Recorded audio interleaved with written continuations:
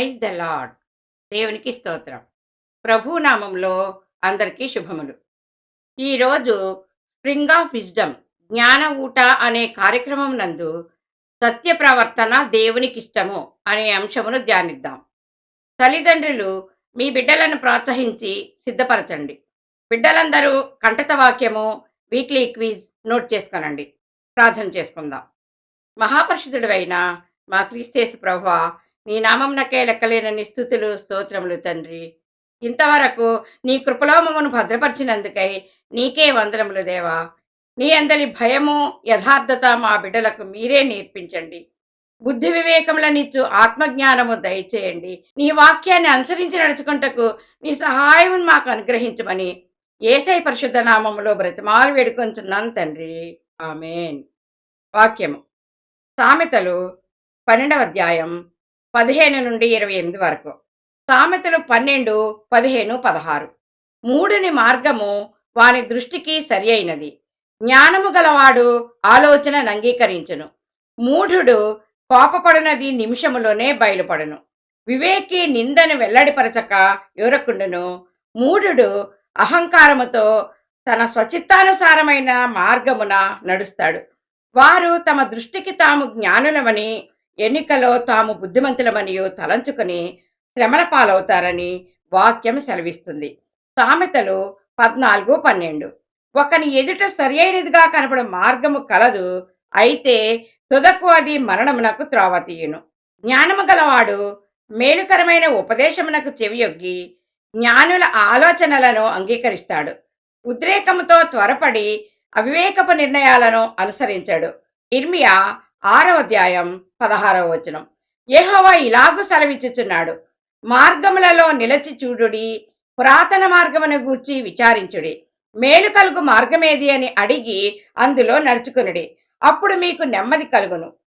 జ్ఞాని ఎప్పుడు జ్ఞానాన్వేషణ చేస్తాడు. జ్ఞానము అనంతము. మనుషులు ఎవరు జ్ఞానములో పరిపూర్ణులు కారు. ఈ లోక జ్ఞానము దేవుని దృష్టిలో వెర్రితనము. జ్ఞానాన్వేషణలో దీనత్వం, విధేయత నేర్చుకుని జ్ఞాని మితభాషిగా ఉంటాడు. మూఢుడు ఏ నిమిషంలో ఎలా ఉంటాడో, ఎప్పుడు కోపపడతాడో, ఎప్పుడు నిమ్మళిస్తాడో ఎవరికీ తెలియదు. వివేకి నిందించబడి బాధపడినా దేవునిపై ఆధారపడి ఆ బాధను తాళుకుంటాడు. నిందను బహిర్గతం చేయకుండా సహనం వహిస్తాడు. సామెతలు 12వ అధ్యాయం 17వ వచనం. సత్యవాద ప్రియుడు నీతిగల మాటలు పలుకును, కూట సాక్షి మోసపు మాటలు చెప్పును. సత్యవాద ప్రియుడు అసత్యమును ఖండిస్తూ సత్యము కొరకు వాదనలు చేసి సత్యాన్ని నిరూపిస్తాడు.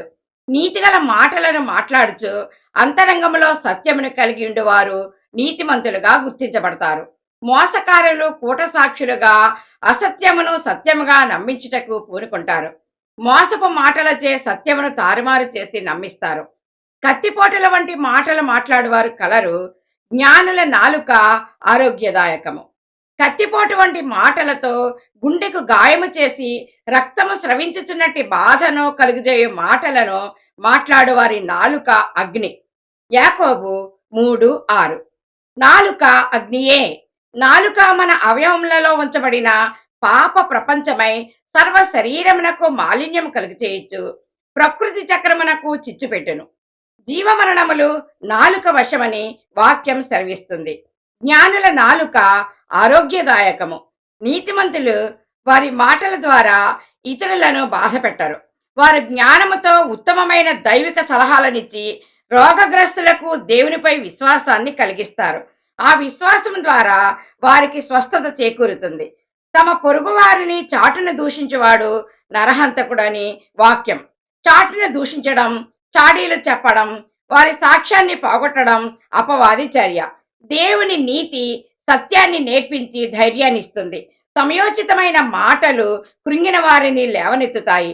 మేలు కోరిన స్నేహితుడు గాయము చేసిన వారిని గద్దించి బుద్ధి చెప్పి సన్మార్గంలో పెడతాడు.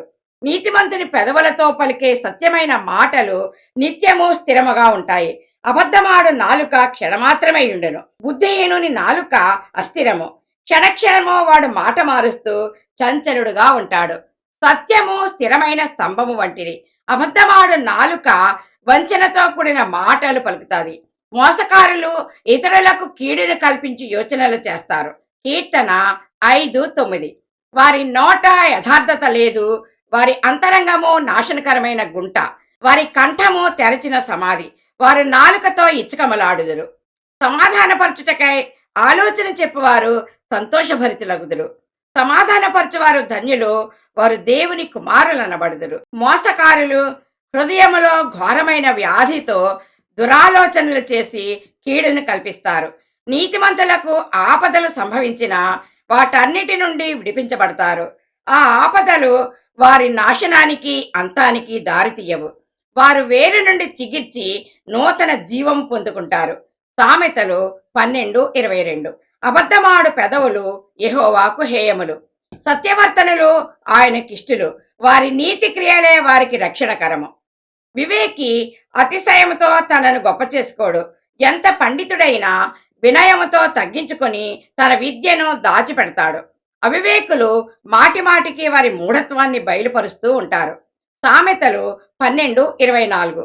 శ్రద్ధగా పనిచేయవారు ఏలుబడి చేయుదురు, సోమరులు వెట్టి పనులు చేయవలసి వచ్చును. పని పట్ల శ్రద్ధ గలవారు కష్టానికి నష్టానికి ఓర్చి స్థిరులుగా ఉంటారు. వారు తమ పనిలో నైపుణ్యము, వేగము, ఖచ్చితత్వముతో త్వరగా ముగించుకొని ఇతరులకు సహాయం చేస్తారు. వారి మీద ఆధారపడిన వారిపై అధికారాన్ని చెలాయిస్తారు. ఈ లోకంలో నమ్మకత్వము కలిగి జీవిస్తూ బలా నమ్మకమైన మంచి దాసుడా అని దేవునిచే ప్రశంసించబడిన వారు పరలోకములో ఆయనతో కలిసి ఏలుబడి చేస్తారు. సోమరులు అజ్ఞానులుగా మానసిక శ్రమతో ఆలోచించి చేసే పనులు చేయలేరు. శారీరక శ్రమతో వెట్టి పనులు చేస్తారు. సామెతలు 10:26.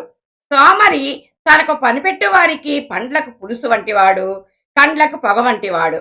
హృదయములోని విచారముతో కృంకుదలలో ఉన్న వారికి దయగల మాటలు వినగానే గొప్ప ఆదరణ, ఆనందము కలుగుతుంది.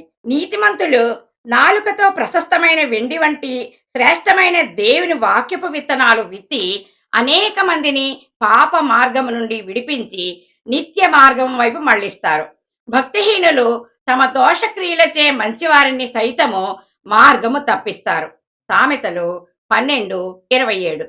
సోమరి వేటాడినను పట్టుకొనడు, చురుకుగా నుండుట గొప్ప భాగ్యము. సోమరి ఆత్మీయ అజ్ఞాని. అతడు కష్టపడినా వాని కష్టము ఫలించదు. వాని చేతులు దోషముతోనూ కపటంతోనూ నిండి ఉండి నిష్ఫలముగా ఉంటాయి. ఆ చేతులలో దేవుని దీవెన, మేలు, సఫలత ఉండదు. ఈర్ష, ద్వేషము, అసూయలతో నిండి ఉంటారు. చురుకు గలవారు ఆత్మీయ భాగ్యవంతులు.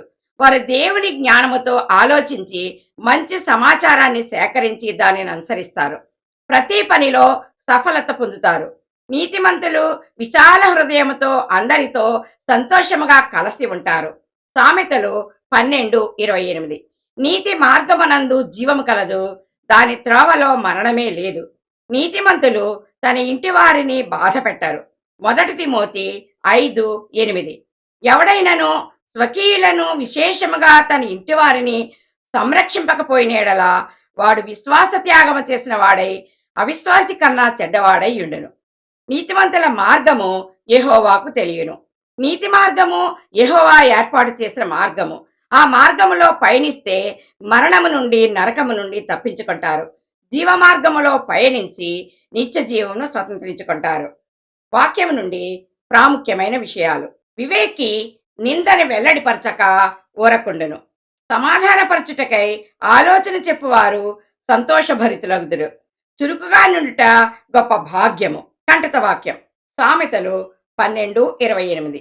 నీతి మార్గమనందు జీవము కలదు, దాని త్రోవలో మరణమే లేదు. కంటత వాక్యం. సామెతలు 12:28. నీతి మార్గమనందు జీవము కలదు, దాని త్రోవలో మరణమే లేదు.